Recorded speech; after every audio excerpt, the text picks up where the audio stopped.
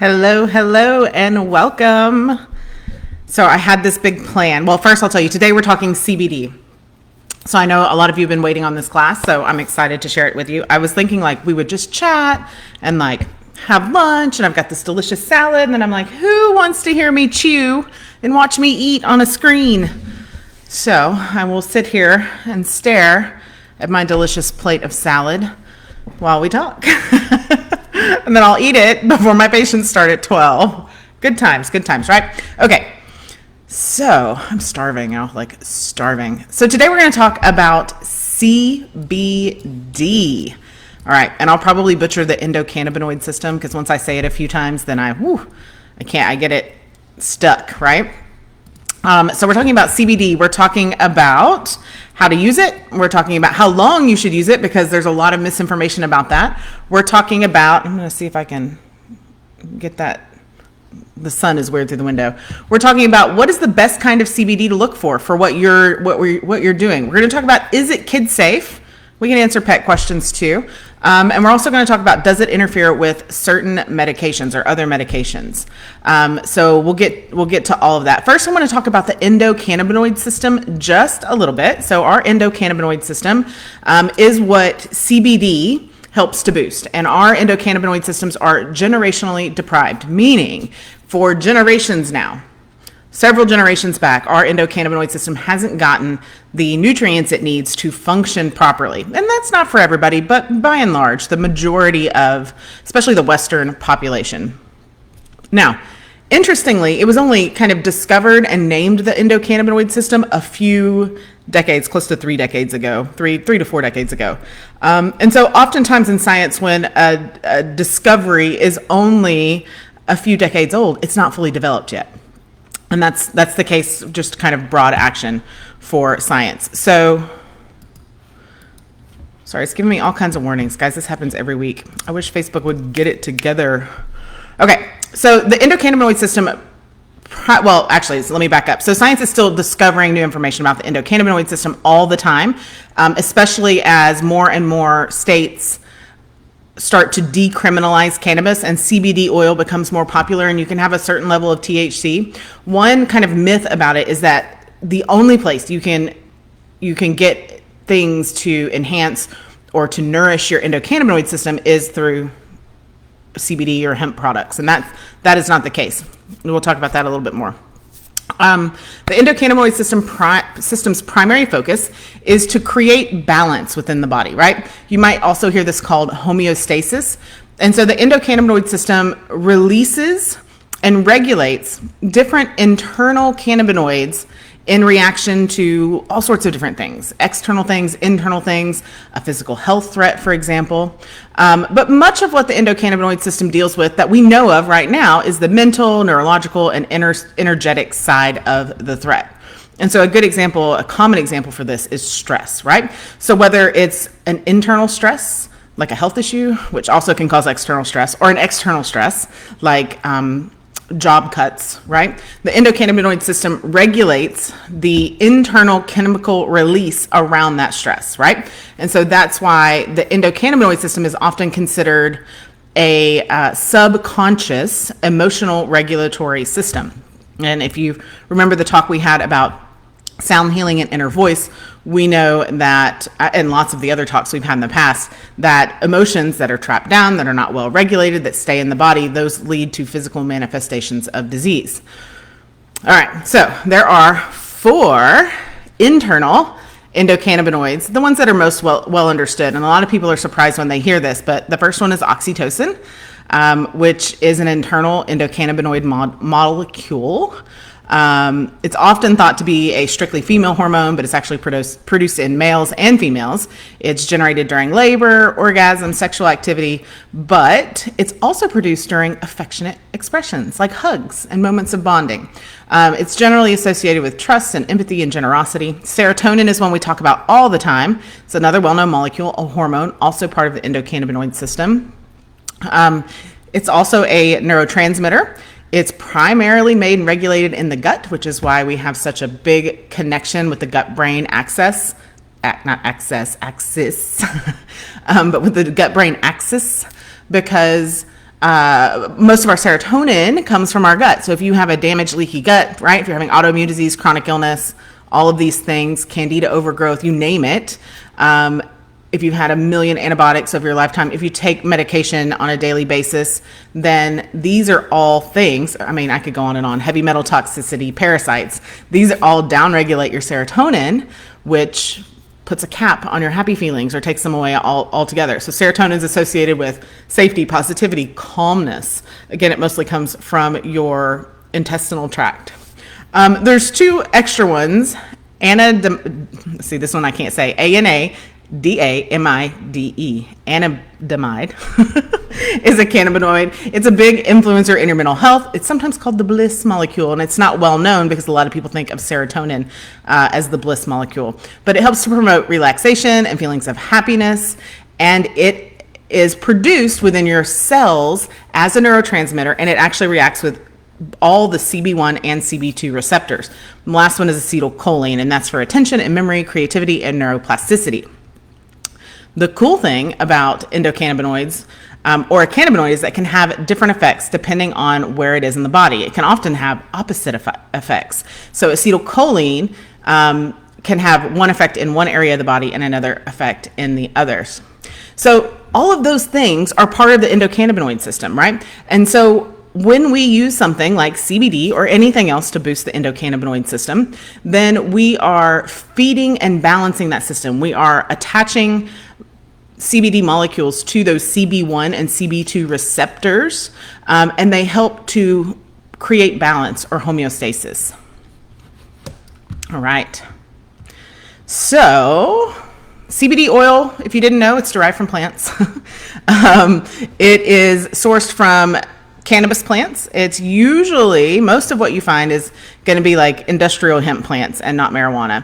A lot of times CBD is confused with THC. They're both cannabinoids. CBD is legal in all 50 states and is non-psychoactive. THC is legal in all 50 states if it is less than, if the delta THC is less than 0.03%, okay? Less than 0.03%. And that's where you have to be careful with the CBD products that you choose, okay? So let's talk about what kind of CBD you can look for. There's a few different kinds, okay? There is full spectrum CBD. Full spectrum CBD is a hemp extract that is as close to the original plant as possible. So it has tons of cannabinoids and tons of terpenes. Terpenes are a really powerful healing part of all plants and herbs, right? You hear about it a lot with essential oils, but also with herbal medicine. So full spectrum CBD contains CBD, but not just CBD, but CBG, CB as in boy, G as in Gary, THC, CBN, CBC, myrcene, pinene, and tons more organic compounds straight from Mama Earth, right? That are all naturally found in the hemp plant, okay? Having a combination, a synergistic combination of all of these cannabinoids and terpenes contributes to what they call an entourage effect, which they all work synergistically and they enhance the effects of one another. Personally, I think that's the best way to use CBD, although it's not possible for everyone to use CBD in that way, okay? All right, so full spectrum, all the things, right? Including, I said 0.03, it's 0.3%, but full spectrum has all the things, including THC at the federally legal limit of 0.3%, okay? So delta THC level 0.3%. But what that means is that if you are someone who is subject to drug testing, then it is possible, depending on how much you use, how often you use it, and how well your body how well your liver breaks down and gets rid of it, it can cause you to be positive on a drug screen. Okay, that's important to know. Now, if you don't take drug screens or don't need drug screens, a lot of people aren't even testing for that anymore, then I fully recommend you use full spectrum CBD products for you, for your kids, for your dogs, etc. Okay. Number two, the second kind is called broad spectrum. Broad spectrum. A broad spectrum CBD is a CBD oil that contains CBD as well as other plant compounds, but has zero trace of THC. Now again, in full spectrum CBD, you're not getting enough THC to have a psychoactive effect, period. You're getting enough THC to have the synergistic effect, right, of all the other plant medicine that's in there. So you can look at it kind of like the difference between eating oranges and taking a vitamin C pill, right? Sometimes we have to take vitamin C to boost our immune system, and I'm not saying not to do that. However, the best thing to do is to eat an orange, because there are parts and compounds and organic plant magic. I mean, the technical word is organic plant compounds and flavonoids and bioflavonoids and antioxidants in that orange that help that vitamin C to be delivered and utilized by your body. It's important to have it all in there. That's why God, nature, source, whatever you want to call it, made it that way. Okay. The same goes for full spectrum CBD versus broad spectrum CBD. Okay. Another way to think of it is vitamin D. Do we have to supplement with vitamin D sometimes? Yes, we do, especially right now. But the best thing to do is to go out in the sunshine and get 25 minutes of sun before noon, right? Or around noon. That's the best way to get your vitamin D, because there are all sorts of other things that are happening there that help your body to better create and utilize that vitamin D. Same thing with these hemp products. Okay, CBD isolate is CBD that has been extracted from the plant and then processed in a ton of different ways until what you have left is a crystalline CBD with no other compounds from the plant. It is exclusively and only CBD. It can be useful for those, again, that are subject to THC drug testing, but it doesn't allow for the full entourage effect, that synergistic effect of a plant to make it full spectrum. Okay, so those are your three options for types, right? Now, let's talk about different delivery methods. Okay, so the types: full spectrum, isolate, and CBD broad spectrum. Okay, now types: there are combustibles, there are diffusers, there are tinctures, there are edibles, and there are topicals. Okay, so that's combustibles, diffusers, tinctures, edibles, and topicals. I'm going to tell you which ones are the most absorbed, quickest absorbed, fastest absorbed by the body, and then I'm going to tell you which one's probably best for your health. Okay, so combustibles are any hemp products that are smoked. Okay, so it can be a hemp flower that is put in like a glass pipe. It could be a pre-roll, a roll that like a joint, right? People smoke CBD in that way. The benefit of doing it this way is that this is the most bioavailable form. There is a small little study that says that smoking CBD in this way is not harmful to the lungs like smoking a cigarette. I don't think we know enough yet to make that call.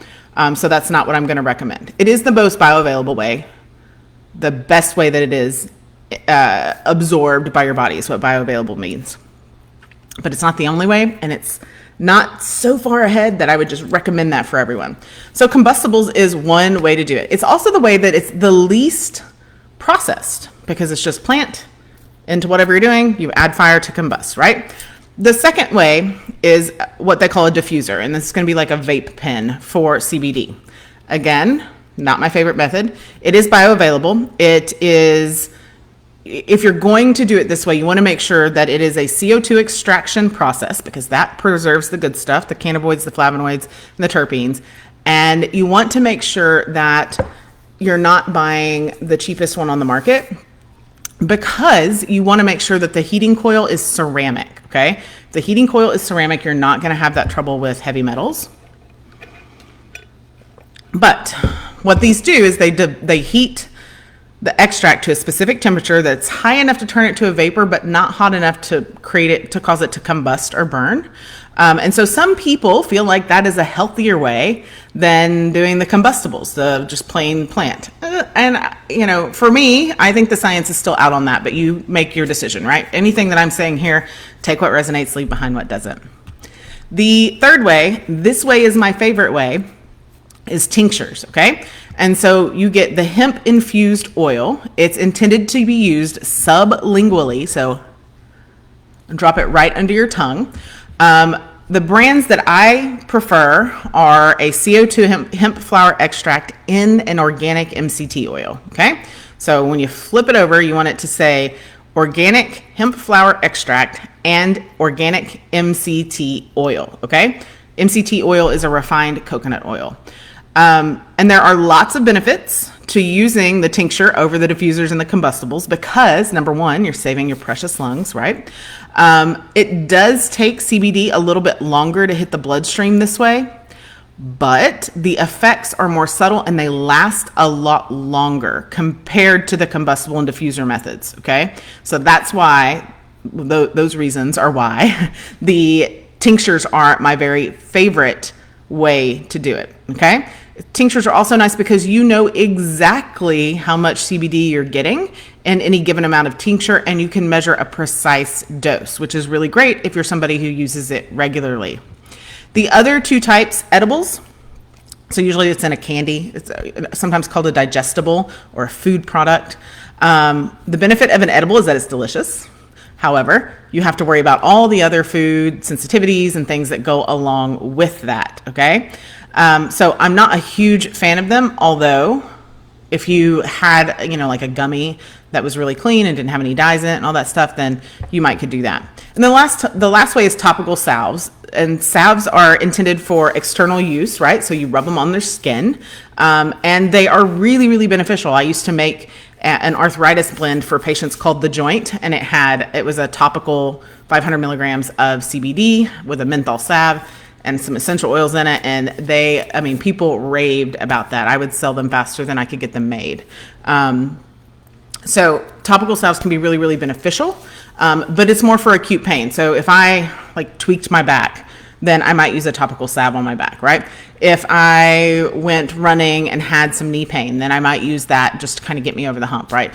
Anytime you're doing anything for pain and inflammation, keeping it localized versus systemic is best. Okay, now let's see what other questions. So far we've talked about what different kinds are.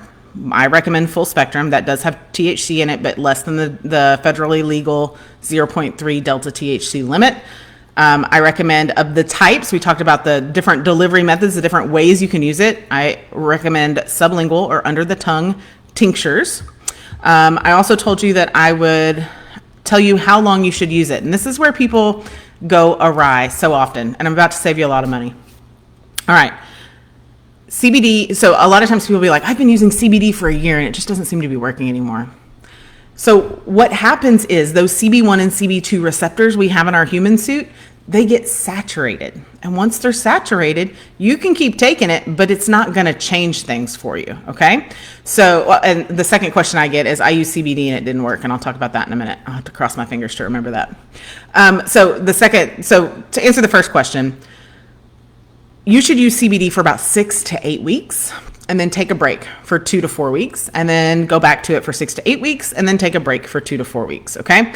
Eventually, you will start ramping down that dosage because your receptors in your body will be saturated, will be full. And if you do this in conjunction with making other changes in your life to boost your endocannabinoid system, so some of the things we talked about, healing the gut, detoxing from parasites and heavy metals, and healing those root causes, then eventually your need for CBD oil goes away, okay? Or maybe you just keep it around for breakthrough anxiety, or for some reason you got a lot on your mind and you can't go to sleep, those kind of things. The second thing that I hear a lot is, I tried CBD and it didn't work. Most of the time when that happens, you've bought junk CBD. I saw a company, and I'm not going to name names, but they sell CBD oil, and if you flip it over, it just says hemp oil. So why are you paying $150 for that bottle of hemp oil when you could just go to Walmart, probably even, but I know you can go to natural food stores and get a bottle of hemp oil. People use that for things in the kitchen and cooking, and I use it as a carrier oil a lot of times for roller blends. Okay, so you're probably not getting good stuff. It's probably going to be the broad spectrum. So who the heck knows how much CBD's in there? All they got to do is put a little bit, or even put hemp oil in it and call it CBD, right? So it takes a lot more to get the effect you want. You're not getting the synergistic effect of all the plants, okay? Now, let me see. Questions you should ask. You should ask find out what the ingredients are, what the extraction method is. You want a CO2 extraction. You should find out what the milligram of CBD is. You need to know if it is organic. A lot of people think that all hemp products are organic, but they're not all organic. They could be organically grown without being USDA organic, and that's kind of where it benefits you to know the farm. Most of these hemp farms are really, really small. So buying direct from the farmer, it's not more expensive. In fact, a lot of times it's cheaper. And like you can see, you can take a farm tour, their growing practices. But hemp is a weed, right? Like it grows wild. However, in farming conditions, when they monocrop it, even at the best farms, it can still be susceptible to all the things that they spray pesticides for. So hemp products are actually a very highly pesticide sprayed crop. So that's something to know about. The other thing I want to talk to you about is inside of full spectrum CBD, you want to try, especially if you're just using CBD for something general, like just a general chill pill, totally fine. If you are after a particular effect, like energizing or mood boosting or focus or sleep, PTSD, anxiety, inflammation or pain relief, then you don't want to go for, even if you get full spectrum, you don't want to just get whatever it is, like a mix, like the farm mix. You want to look at something called strain specific CBD. So in the world of CBD and hemp and cannabis, the term strain refers to a flower's particular genetic variety. Okay, so it's kind of like lettuce, right? Inside of the category of lettuce, you have romaine and iceberg. And I'm not going to be able to think of it very many lettuces. Let's just expand a little bit and say greens. Rainbow chard and spinach and kale, and you get where I'm going, right? So it's the same thing inside of hemp or cannabis. There are lots of different species or genuses of plants. So most of the time, they can be classified into 3 categories: Sativa, Indica, and hybrid, okay? In general, a Sativa plant is more energizing and invigorating. An Indica plant is going to be like a deeper relaxation, and a hybrid plant is going to be balancing, okay? So if you have something specific you want to try CBD for, let me know. You can put it in here and I'll give you an exact strain to look for, because you can break it down into different species inside of the Sativa category, right? Inside of the hybrid category, inside of the Indica category. And you can break it down to get very specific on, like, this one would be great if you're looking for energizing and mood boosting. This one would be very balancing for pain and inflammation during the day. This one is good for pain at night. You can really, really fine tune your CBD experience so that you're not just throwing money out the window, because CBD is not cheap, right? All right, last 2 questions is it kid safe? Yes. CBD can be kid safe.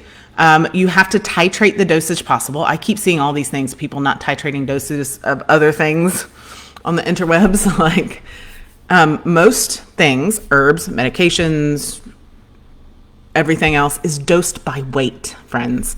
So if you have a 50-pound child, they are going to take a different dose than a 200-pound adult, and so on and so forth as you scale down and scale up. I would not recommend using CBD on children under the age of about 3, okay?